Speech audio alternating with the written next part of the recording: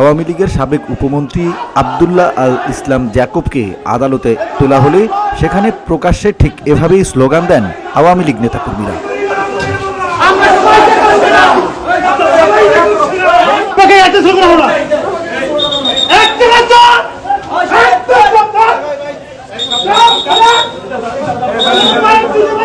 আওয়ামী লীগের সাবেক এমপি মাহবুব আরা বেগম গিনি ও আব্দুল্লাহ আল ইসলাম জ্যাকবকে গ্রেপ্তার করা হয়েছে।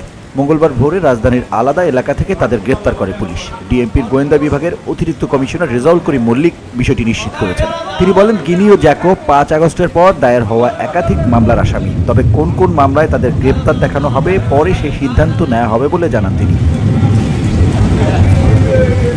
পরিবেশ ও বন মন্ত্রণালয়ের সাবেক উপমন্ত্রী জ্যাকব ভোলা 4 আসনের এবং জাতীয় সংসদের সাবেক হুইপ গিনি গাইবান্ধা 2 আসনের এমপি ছিলেন। এর আগে গাইবান্ধার বিএনপি কার্যালয়ে ভাঙচুর ও আগুন দেওয়ার অভিযোগে গাইবান্ধা 2 আসনের সাবেক সংসদ সদস্য ও জাতীয় সংসদের হুইপ মাহবুব আরা বেগম গিনি সহ আওয়ামী লীগের নেতাকর্মীদের নামে 2টি মামলা হয়েছে।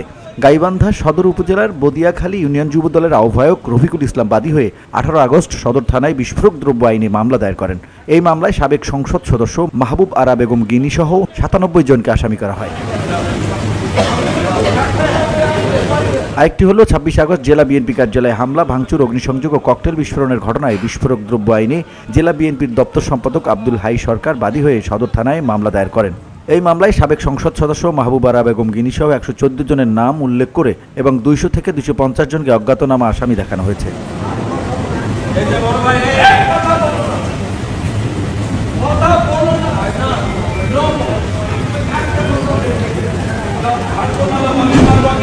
আমার কোনটা কেন নিয়ে যাচ্ছেন?